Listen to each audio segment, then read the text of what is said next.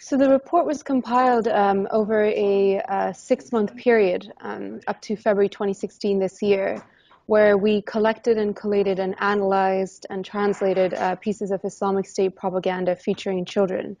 And the reason we did this was because for our last report, which was called Caliphate, which looked at women and the Islamic State, there was a lot of references in the propaganda to children, to the cubs, to the mujahideen, the next generation of fighters. And so naturally, our interest then expanded to children. And what we found was shocking, because in the 254 pieces that we collected in just a 6-month period, 38% of those pieces had children participating directly in violence or being normalized to violence. So that was the methodology behind the approach that we were doing for the report. So the techniques they use are quite varied, and what we found is that was again quite shocking was how nuanced these techniques are. So there are the direct techniques, which are children looking at violence, looking at beheadings, participating in beheadings, or watching videos where brutal acts of violence are happening. But it is also very much normalized in their educational system.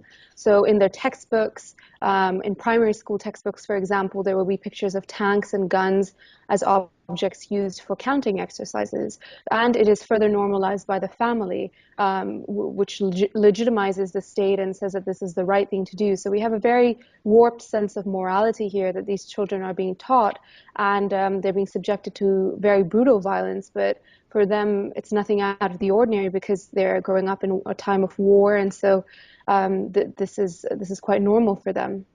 This is a crisis of great proportions. It is a crisis of the next generation, because what we're finding is it's not a random process that children are being kidnapped and used as suicide bombers as a one-off chance. We find a very sophisticated educational infrastructure in place here, and while the abuse of women and the use of their bodies during times of conflict is quite, we're used to it because it's happened so many times in different countries. What we're seeing here is the scale is quite shocking as well, because as we found, there are 31,000 women who are pregnant, and so we have thousands and thousands of children being born in times of extreme crisis and trauma, who are being indoctrinated into very biased interpretations of the world and what is right and what is wrong. The goal of the organization is to create a state. It isn't so much to win a war. And a state requires soldiers. It requires a generation of recruits. And the thing with children is, because they're so young and vulnerable, because they don't have adult decision-making processes, they don't have their cognitive abilities are not fully developed as adults are, they're more vulnerable in the sense that they're less likely to question authority, especially if authorities from people that they trust, such as their mothers and their teachers and other children. And so the goal of ISIS in using children is to have a much long-term generation of individuals who believe in their ideology and who are willing to die for it. The reason we advocate for the international community to take a more proactive stance, and the reason why we have published this report at this time, is because this is not a problem that is isolated to Syria and Iraq alone. Just the sheer scale of numbers that we're looking at, plus the numbers of foreign recruits who are taking their young children with them, families who are joining this movement, means that it's an issue for everybody. And so it is of extreme importance that we begin to look at this issue, an entire generation of severely traumatized and abused children, and think about how we would even begin to go about reintegrating and re-educating them. And here it is important, while the foreign countries have a role to play as well in reintegrating their own, and by that I mean families, say, from Canada or from the United Kingdom who have gone to join Islamic State, whose children might escape and want to come back. Yes, they have a role to play, but they also have a role to play in pressuring the governments of Iraq and Syria, who have, at the moment, if a child is even associated with Islamic State, who has not committed any acts of violence, but is even associated with it, will be put in detention facilities in Iraq and Syria for years, where they are tortured and they're not given any rights to courts. And we must keep in mind here that while these children may have committed acts, even if they have committed acts of violence, they are still victims. They are children. And so we have a responsibility too to create an infrastructure in countries to rehabilitate these children and re-educate them, as well as the initial DDR, which is the disarmament, the reintegration, and the rehabilitation of them. We have got very positive feedback. Actually, if I'm honest, there have been 2 rounds of feedback. The first was from media that was focused on the gory details of the report. So it was about the 31,000 women, about the beheadings, playing football with the heads, etc.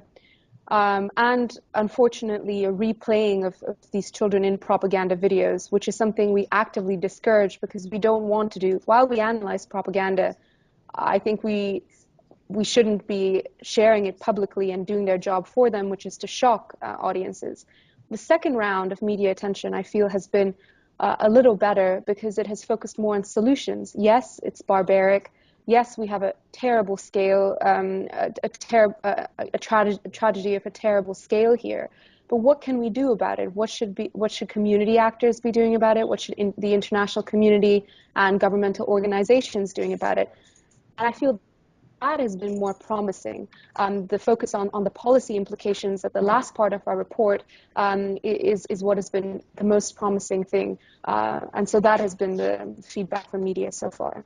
The report was produced by myself and my colleague, Dr. Noman Ben-Notman. But parts of the report, because we are not experts in this field, we are experts in de-radicalization and on propaganda analysis, etc. We thought it would be